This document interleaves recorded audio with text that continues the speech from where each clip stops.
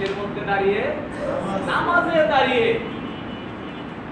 আর নামাজে দাঁড়িয়ে যে সময়, সেজদায় যে সময় রাত কাটিয়ে দেয়, খুশি হয়ে যায় কে? আল্লাহ। আল্লাহ খুশি হয়ে যায়। কারণ ফরজ নামাজ আদায়ের পরে যতগুলো নফল নামাজ রয়েছে, ইরশাদ আউবিন যত নামাজ রয়েছে, নফল নামাজ রয়েছে, এই নামাজগুলোর চাইতে সবচাইতে শ্রেষ্ঠ গুরুত্বপূর্ণ নফলের মধ্যে সবচাইতে মর্যাদাপূর্ণ নামাজ হলো তাহাজ্জুদের নামাজ। জোরে বলি সুবহানাল্লাহ।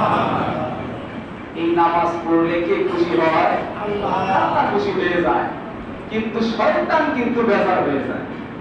কি বেজার হয়? শয়তান বেজার হয়ে যায়।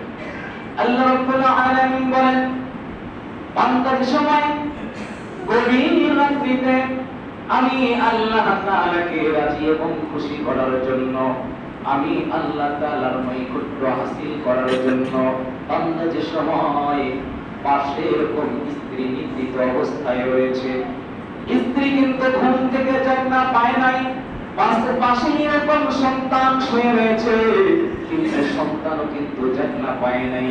আল্লাহ তাআলা বলেন, ওই সমস্ত বান্দারা আমি আল্লাহ তাআলার ভয়ে যে সময় আমি আল্লাহ তাআলা তাদের যে আরামের বিছানা দিয়েছিলাম, ওই আরামের বিছানা থেকে তাদের ঘুমটাকে ছেড়ে দিয়ে ঘুম পাড়া বন্ধ করে দিয়ে আমি আল্লাহ তাআলাকে রাজি এবং খুশি করার জন্য বান্দা যে সময় ওই ঠান্ডা পানি, শীতের মৌসুমে শরীরের মধ্যে ঠান্ডা পানি ব্যবহার করা যায় না, কষ্ট লাগে, বয়স হয়ে গিয়েছে অথবা যুবক মানুষ, কিন্তু তারপরেও ওই এত কষ্টের মধ্যে এই ঠান্ডার মধ্যে যে সময় বান্দা ওই ঠান্ডা পানি দেয়া আমি আল্লাহ তাআলার ভয়ে যে সময় ওযু করে 2 রাকাত 4 রাকাত 6 রাকাত 8 রাকাত 10 রাকাত যে যতটুকু পারে বান্দা আমি আল্লাহ তাআলাকে রাজি এবং খুশি করার জন্য যে সময় আমি আল্লাহ তাআলার কুদরতি পায়ে যে সময় দাঁড়িয়ে যায়, সিজদা লাগিয়ে দেয়, আমি আল্লাহ তাআলা খুশি হইয়া যাই।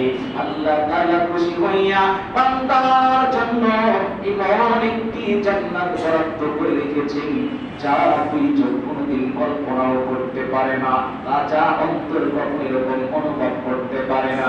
আল্লাহ তাআলা বলেন, বান্দা যে সময় জান্নাতের ভিতরে প্রবেশ করবে, এই তাহাজ্জুদ গুজার বান্দাগুলো যে সময় জাহান্নামের জান্নাতের ভিতরে প্রবেশ করবে, ওই সময় ওই বান্দাগুলো দেখতে পাবে এত সুন্দর একটা তরিকা, এত সুন্দর বিল্ডিং, এত সুন্দর তার ক্লাস, এত সুন্দর তার আসবাবপত্র, বান্দাগুলো দেখে আশ্চর্য হয়ে যাবে। ওই জান্নাতের বাহির থেকে ভিতরে দেখা যাবে, ওই জান্নাতের ভিতর থেকে বাহিরে দেখা যাবে, ওই জান্নাতের ভিতরে আল্লাহ তাআলা এই তাহাজ্জুদ গুজার বান্দাদেরকে প্রবেশ করিয়ে দিবেন। জোরে জোরে বলি সুবহানাল্লাহ। কি বলেন? তাহাজ্জুদ নামাজ পড়া দরকার আছে না ভাই? আছে।